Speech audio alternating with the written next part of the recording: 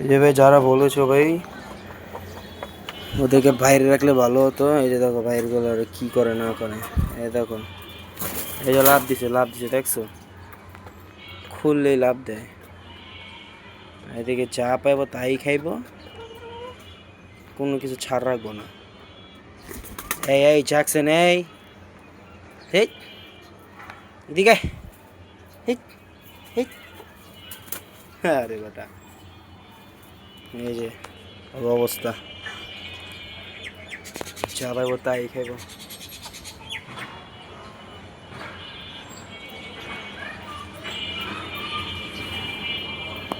Michael Michael ফালা রে ফালা।